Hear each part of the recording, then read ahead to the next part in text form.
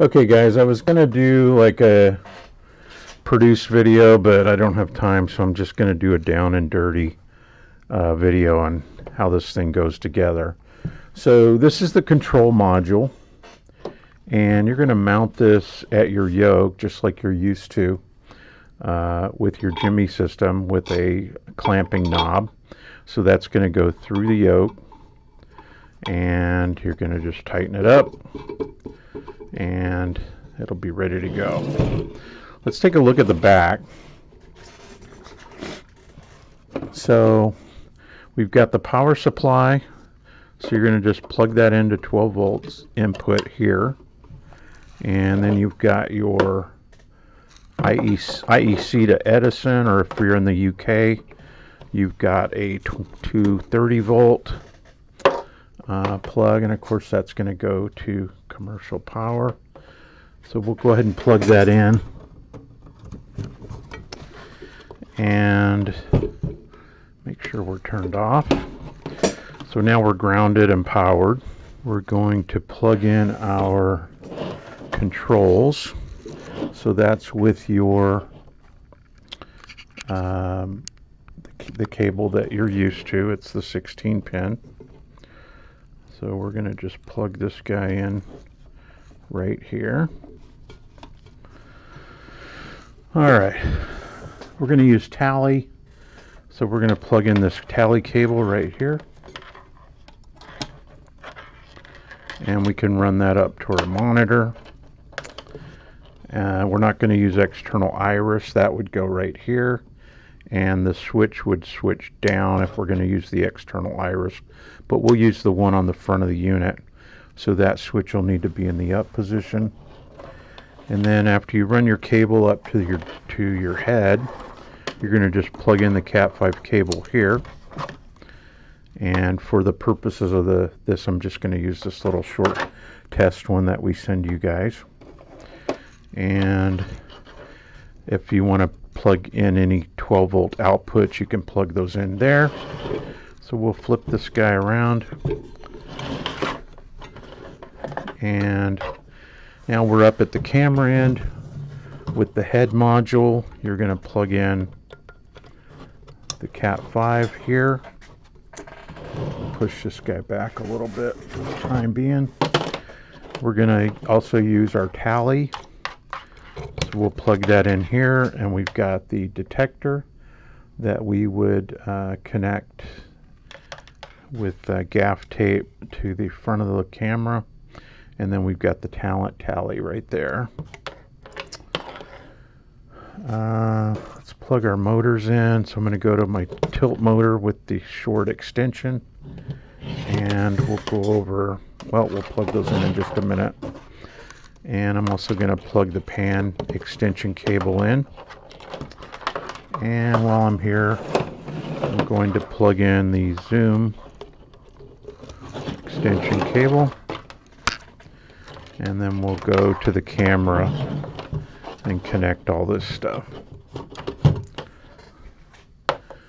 So for this particular lens, this is a Canon lens, and we're going to just use the adapter you guys are used to. This guy is the 8 pin. Okay.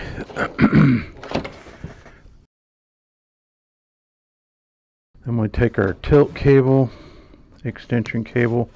I don't have two Stanton motors, so I'm going to use my motor there, and we'll use the Stanton motor I have here, and that'll be our pan. So let's flip these around here. So this will be our pan. This will be our tilt. And also, we're including this little V adapter plate that you could mount, if you'd like, to somewhere on the head unit. Some guys will just want to Velcro this on.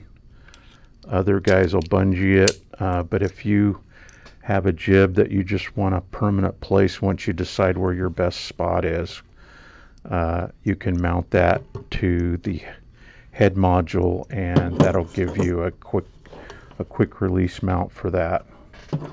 Okay, then lastly, this lens has external focus. So we'll plug in the ZFI cable here.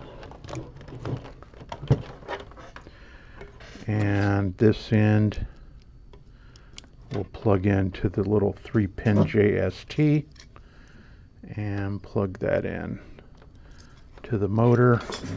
And then this mounts similar to what you're used to with the Stanton. So that just screws into the side of the lens. And then we'll loosen this thumb screw. And then you can just turn the whole axle about a half turn. Tighten this thumb screw. And then that gives you plenty of spring tension on the focus motor. You can dress this however you like. Okay, camera is on. And the head module's set up. So we'll set this aside. And we'll go now to the head module, or I mean the control module. We'll turn it on. So that when the system powers up, it's locked. You can use the default password to get to the main menu. And first of all, we're going to go into the system menu and change it to Canon so that it matches this lens. And we're going to go to the status screen. And first I'm just going to try the record function. And you can see the tally on the camera is blinking. So the record button on the front of this is working.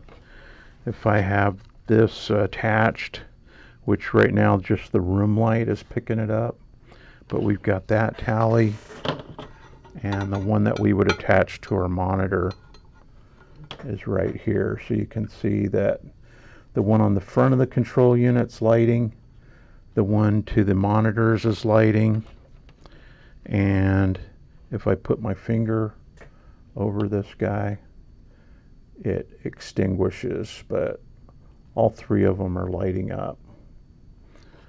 So that's working.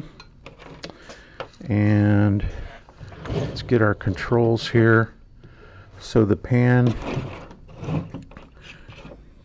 is operating the motor here. The tilt is operating this motor.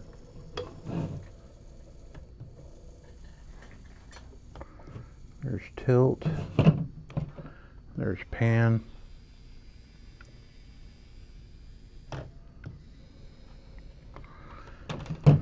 Okay, and then let's try zoom. So I'm operating the zoom rocker, and it's operating the zoom ring on the lens.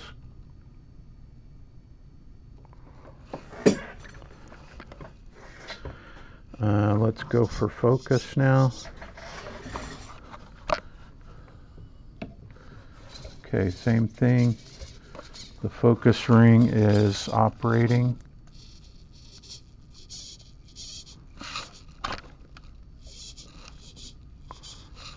Hope you can see that. Okay, and you can see I'm overrunning the endpoint. So on the focus, I'm at 0 right now. So I am going to go to the far end,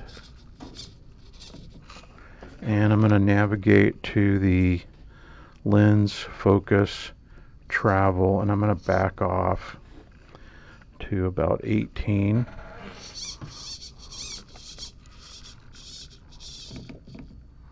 And I'm still overrunning it slightly.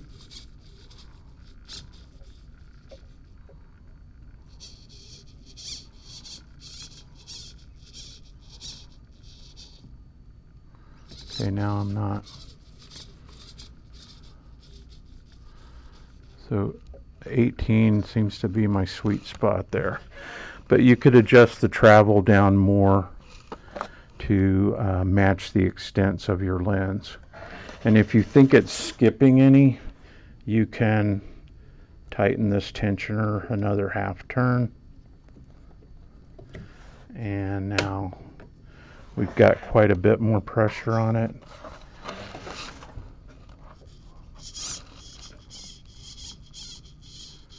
and it's operating from infinity all the way to the tightest spot. So that's focus. We do iris the same way. I have another adapter that's an option for the mat rods that would mat somewhere in here and give you a mounting point for lenses that do not have the mounting hole. Also, we've got the USB port for auxiliary power and charging your phone. Here's the iris knob. And if we leave the password set for 1234, now when we go back in from the lock screen, it doesn't ask for a password. But if we go into Profiles, Passcode, let's change the passcode to all ones, and it accepts it.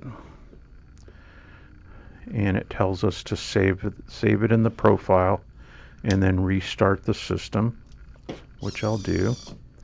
So now when we enter the 4 ones and go back to the lock screen, it will re-ask for the password. So if you change the passcode away from 1234, it will ask for the passcode every time, whether you power it off, whether you go to this lock screen, it will always ask for that to be re-entered. So that's it. Sorry for the camera action, but hopefully this will give you an idea of how the basic system works.